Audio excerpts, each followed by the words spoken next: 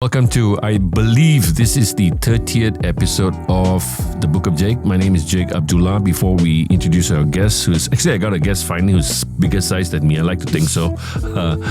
Please like, share, subscribe. This podcast is all about interviewing really interesting Malaysians. So without wasting any more time, a big hello to an old friend, actually. Not an old friend. Actually, we know each other socially. When I'm talking about socially, means through social media for the longest time, but we actually met like a couple of years ago. This is Kesavan, and hi Kesavan, welcome to the podcast. So the reason I got you here is because Kesavan is actually a CPL, which is a commercial you got a commercial pilot license, which some ratings you were telling me. IR rating, instrument rating. It's like a fresh grad pilot. Okay, so he's actually a qualified pilot, and he can actually fly some small... Yeah, Piper S-Tech, Cessna 150, 172. Sounds quite sexy already. But he switched his career, and that's what we're going to talk about. Is it possible to switch your careers? And also we're going to talk about your fitness journey and how you're like probably one of the most successful fitness trainers and online trainers, how you build a business on that. He's smiling. He says, do I have to say how much money I earn? Yes. Okay, so tell us about your childhood and how you picked up. Okay, first of all, it's an honor to be here. I've been looking up to Mr. Jake for like forever. Like Mr. Jake, so nice. I actually call him sir, but today I have to bring it back to 2007 when I was Form 1. I switched from Tamil school to St. John's, KL. So when I moved to St. John's, I had very hard time having a simple sentence in English. You were conversant in Tamil? Yes. I was good in Tamil. I'm from Tamil school. But I was not good in English and Malay. So what I used to do is I listen to Hits FM. That's when I know Jake, man. I'm not Hits anymore. I'm Fly, but I started that's how I knew him. So that's where I started. And I still remember 2 years ago when I met you for the first ever time, he gave me a compliment. You look good. Your body is good. You have a nice structure. Just like everybody else, I was like, no la ne, no la sir, okay la sir. He immediately corrected me saying, okay, don't say that. Whenever someone compliments you, say thank you. Learn to say thank you. That particular day, I was like, oh, okay. I have to take it in a different way. I'm going to stop you there for just a minute because it is the truth. We have a tendency to push back compliments, which to me is why? Why are you doing that? It's so hard to get a compliment in this world when somebody tells you, doesn't matter whether it's sincere or insincere, but you sort of break up the monotony, you sort of break up the structure and says, thanks. Even Kumar, who is a national bodybuilder, and no la ne, he calls me no la ne. I says, why do you say that? I just said you look great, and that's something that you should have. And I'm glad you actually took that to mind. Yeah. That's when I changed my perception. When someone gives a good compliment, you just say thank you, accept it. That's how I know Jake, and I've been looking up to him since then. So he's a very good inspiration, doing very well. So yeah, it's an honor to be here. I'm Kesavan, fitness coach. Where should you I look begin? Huge. What must you say? Thank you. Girls are all looking at their biceps. She's like got bigger biceps than Jake. My wife was asking, why you don't wear shirt and go? I was like, if I wear shirt, I cannot show my bicep, True. I better wear something. Have it flaunted, right? Yeah. You have to work hard for it, right? Yeah. So I was always a sports person. Okay. I played football for under 12 Kuala Lumpur team. Then I played under 15 Kuala Lumpur team. And while I was playing, I realized when I was 15 years old, I didn't get selected for KL team. That's when I realized, okay, I'm not good at this. I have to switch something. Okay. That's when I went into Olahraga. In Olahraga, I was doing pretty well. I broke a 1,500 meter Kuala Lumpur record.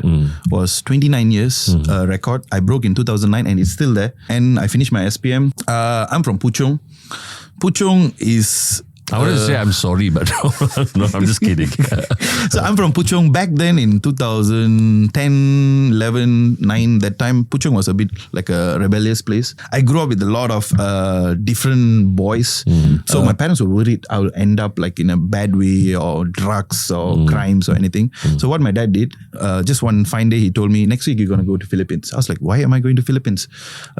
He said, no, you're going to go do piloting. I was like, oh. So you studied in Philippines? I studied in Philippines for piloting, and I never say no to my dad. So I was like, okay, let's go to Philippines. So I went to Philippines. He spent a lot of money, about 200K. That's a lot of money, yeah. My family is not very well to do. Just a middle class family where he sold some of his properties, some of his to finance your education. To support Why didn't you do it in Malaysia? More expensive. What do you mean? It's more expensive. It's way more expensive. It's almost 400k. While I was there, I just realized it's very hard to get job in Philippines itself. If you want to come and work in Malaysia, you have to convert your license. It's a different organization, you can call it, and you have to pay for your new aircraft rating. That's about close to another 200k. I came back here July first week. The second week of July, I was already working in Celebrity Fitness Bangsa Village because I know I don't want to trouble my dad. I was already into fitness when I was there in Philippines. Philippines, my weekly allowance was 150 ringgit to 200 ringgit. It was just nice for the food. So what I have to do is I need to find ways to kill time. So what I did, condo gym. 20 years old exactly when I started. So I started with 49 kilos. I was underweight, skinny kid. So I was just gaining weight. I was looking good. I felt good. So it was like an addiction. I started there in Philippines. So I came back here. Immediately within a week, I applied a job in Celebrity Fitness Bangsa Village. So at that point, did your father question your decision? He was upset. At the same time, what is he doing? Is he on the right path? He was worried. At the same time, he was a bit sad also. He couldn't do much about it. I actually even lied to him. I don't like piloting. I actually loved piloting. So while I was working in Celebrity Fitness, that's where I learned how to train people. Before that, I only know how to transform myself. I don't know how to transform others. When you're working in a commercial gym, they just send you to a lot of courses. Then there came a point where a lot of relatives were asking my parents, especially my mother. What the hell is this fella doing? Yeah, what the hell is this fella doing? He went, did piloting. What is he doing in the gym? How much is he going to earn? My mother was having a lot of pressure. Especially in the Indian families, there is a social stigma. They have to worry about what the family, what the relatives are thinking. And it's the same thing with me, you know, like I studied electrical engineering and I gave it up and I became a DJ and everybody was like, oh my God, what's happening? And I told my mother, unless they're paying my bills, they have no say. In Indian household, they will have this conception where if you want to be a successful person, you must be either lawyer, engineer, doctor. I don't want my mom to be upset. So what I did, I resigned from Celebrity Fitness. I became a freelance PT while studying finance. So I went to MMU Cyberjaya. I did my foundation in engineering, thinking that my math is still going to be good. My degree, I did finance, major in banking and investment. I paid for my entire course. So you finished your degree? I did foundation, degree, I finished everything. I paid all by myself while working. Where did you study? MMU Cyberjaya. It's a free plug for MMU Cyberjaya. While I was in my third year, that's when I started competing. So what's the first contest you won? My first contest was in Mortal Battle, Singapore. I got second place. I did actually remember this. It was your first contest. That was my first ever contest. The reason I competed, I went into the competition scene itself because I have to give credit to Kevin. Mr. Kevin, he's an Anytime Fitness owner. He was a friend. He actually used to be my regional manager when I was working in Celebrity Fitness. So that's how I knew him. Then he was sharing with me a lot of his competition journey, how challenging it was and everything. I was just out of curiosity, like, okay, let's try this. So how many contests have you won so far? Or have you participated? I've participated in 8 contests. I've placed? won all 8 contests, top 5, all top 5. One of the contests I won first place. By far my best achievement in competition scene, I would say, I went to Sheru Classic in Mumbai, 2022. I got 5th place out of 48 jacked athletes. That was my best achievement by far. So are you in better condition now? And your next contest, I know, is in October. It's NPC IFBB Pro Qualifier. Okay. So if you win, you become a pro. Yes. So is that your That's aspiration? my goal. Coming back to your switch from because I know how successful you are in your PT and your online. Tell us about that. How did you, one, how did you get into the business? Number 2, did your finance and your banking degree and degree actually help you out with this pursuit? When I resigned from Celebrity Fitness and started freelance PT, I had really hard time. That's when I just bought a car, Honda City, my first ever car. And the reason I bought a car is also because that time Grab was a new thing.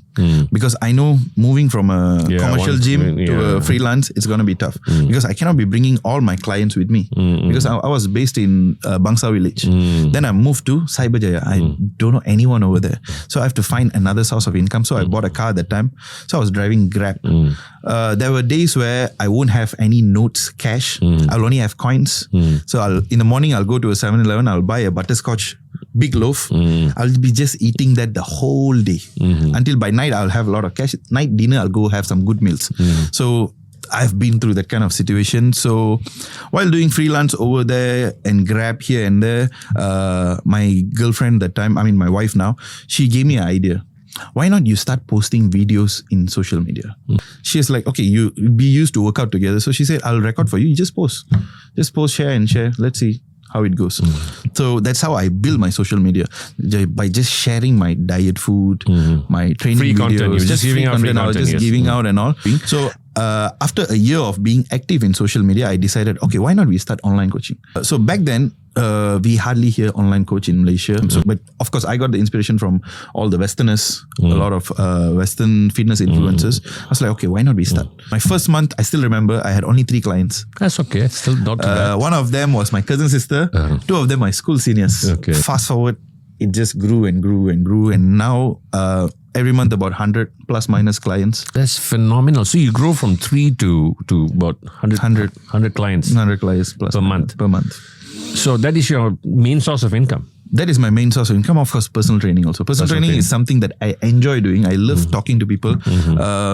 I have about 5 to 6 clients. So I just meet them. But you got to like personal training. Like I do personal training. So I do like a couple of CEOs, and the money is so small comparatively to everything else, but you got to love to do it. So you've grown from pittance to about 40,000-50,000 a month, and I've seen your life also change. You bought your new house. He just renovated his new house. His wife is also a yoga instructor. My wife is an actress and she's also a yoga Pashini, instructor. right? Pashini. Yeah. She has a studio right next to the gym that I train. Tell us about, there's so many conceptions about weight loss, and we spoke about this while walking here, and I said I'm on a, OMAD 1 meal a day because I want to drop weight. It's tough for me a little bit, but tell us about weight loss and what are the just common principles that you think that... Avoid unhealthy food. Oily stuff, those sugary stuff. I do take roti chana and all. I'll tell my clients... Three eggs with that lah. No, every Sunday or Saturday, once in a while, enjoy your favorite food. But throughout the week, try to stay away from unhealthy stuff. And only if you do that, you can have this journey for a long period of time. Longevity is very important. And when you talk about training, you don't have to go to gym. You must go to gym to achieve your fitness goal. No, not necessary. You can train at home. You can do your favorite hobby. He trains at home. You can do your hobbies like badminton. Just stay active physically. You can go outdoor activities like hiking, rock climbing, indoor climbing. I've seen some amazing transformations on some of your clients and weight loss and all that. So talk me through that. I mean, how successful? What is the percentage rate of success among your... I would say it's about 70%. That's actually very high. 70. So most of your clients are for weight loss. Mostly fat weight loss. I mean, sorry, fat loss. So weight loss, you can lose water and lose weight. So it's fat loss, right? So they're not typically bodybuilders. No, I don't take bodybuilders. Okay, so it's good. So your clients you went for the general people who... Lifestyle transformation, I call it. Okay, so fantastic. So to me is it because they don't know how to do it because of one, accountability, number 2 is bad information? They feel like, okay, this guy has been there in social media because he's got the blueprint, right? That is one thing. Another thing is he has been consistent. I walk the talk. You can never see me going off shape. They just see me, okay, this guy looks like he can transform me. He looks fit. Probably he diet. Probably he train. Probably he's consistent. But probably he's disciplined. So I believe he can transform me. How do people get your services? Where do I sign up? Mostly Instagram, my email. Instagram is the main platform I share. What is your Instagram? Kesavan 70. They can reach you and then it's online, everything is there. Everything is online. Okay, so do you, out of all these people, do you WhatsApp them and all that? Yeah. I have clients. Okay, let's say someone who signed up a package in 3 months package back in 2017. They're still in touch with me in WhatsApp.